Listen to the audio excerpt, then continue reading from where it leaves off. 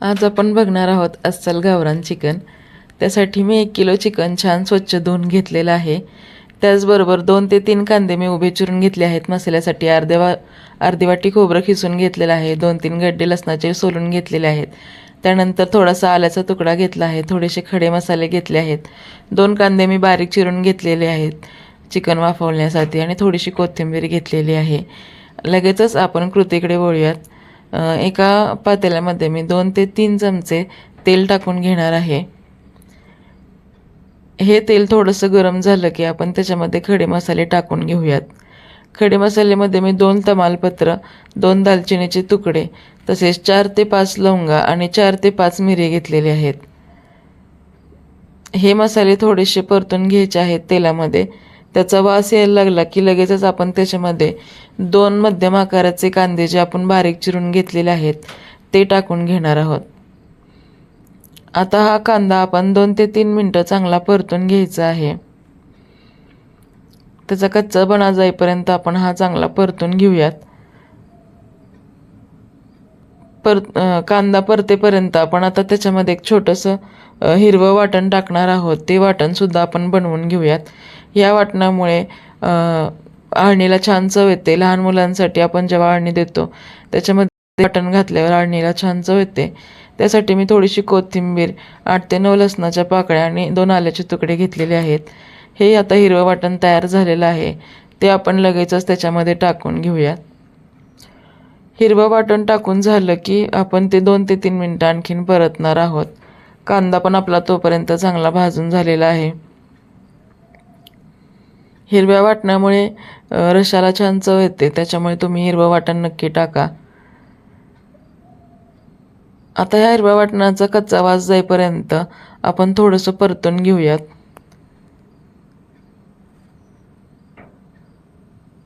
कांदा चांगला परतल्यानंतर ह्याच्यामध्ये आपण चवीनुसार मीठ टाकणार आहोत.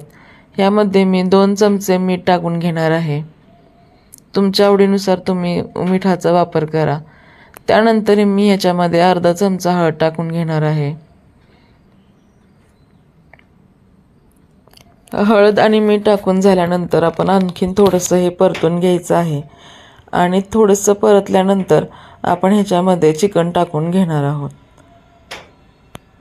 आपला मसाला चांगला भाजलेला आहे. आता आपण ह्याच्यामध्ये चिकन टाकून घेऊया. हे चिकन आपण त्याच्या अंगच्या पाण्यात शिजवणार आहोत. मीठ टाकल्यामुळे आता चिकनला छान अंगचं पाणी सुटेल. आपण हा मसाला चिकनला सगळीकडे लागेल अशा प्रकारे चांगला परतून घेऊया.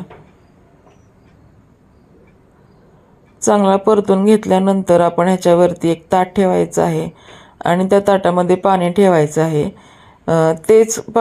ते पाणी गरम होईपर्यंत खाली चिकन पण वाफेल आणि हे पाणी पण गरम होईल. नंतर आपण हे पाणी आपल्या रस्सा करण्यासाठी वापरणार आहोत.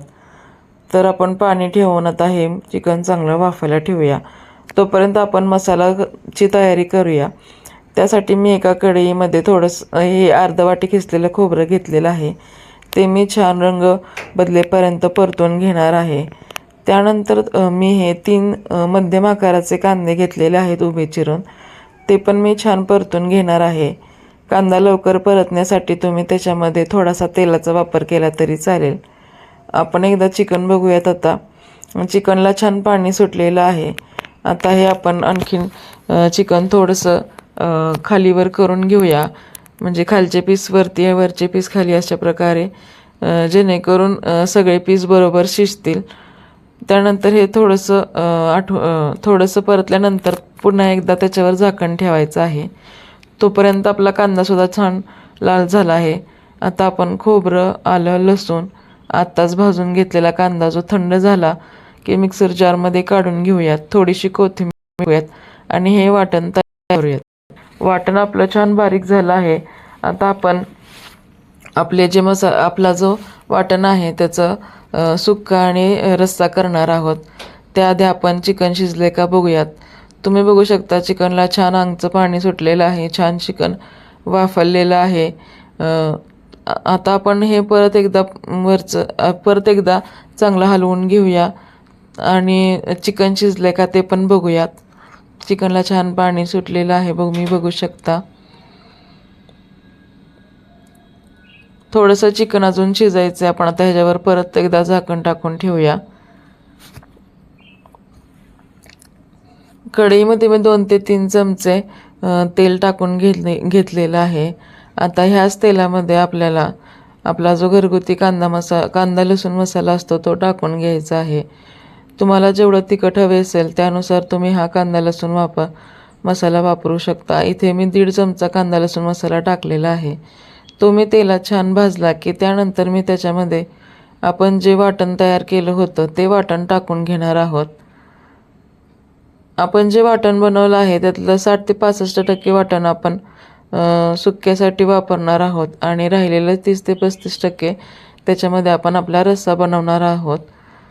त्यानंतर हे वाटण आता तेल सुटेपर्यंत आपल्याला छान वाफवून घ्यायचं आहे. त्याच्यावर मी झाकण ठेवून आता ते मसाला मी चांगला वाफण्यासाठी ठेवणार आहे.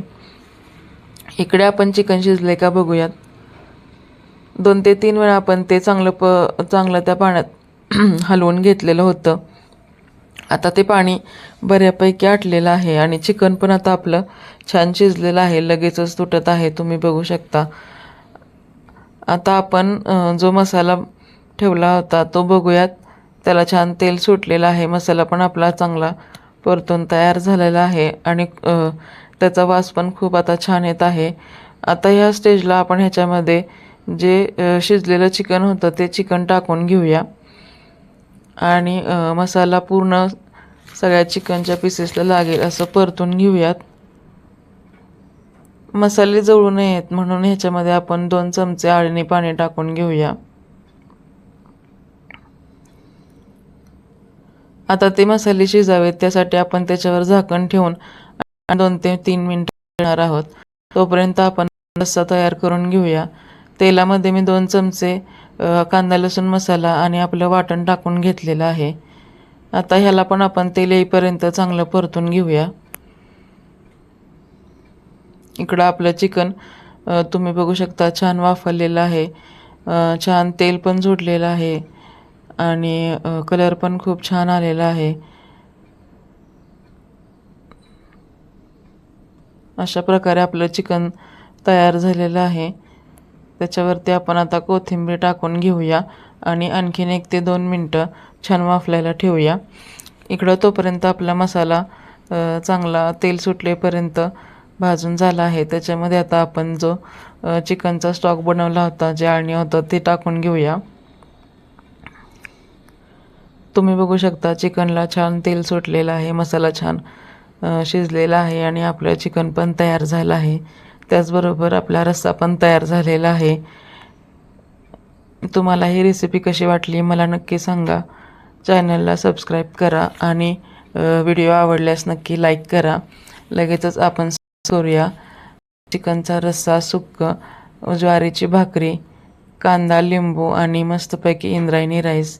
इंद्रायणी राईससोबत हे कालवण खूप छान लागतं. अशी रेसिपी तुम्ही नक्की करा. रेसिपी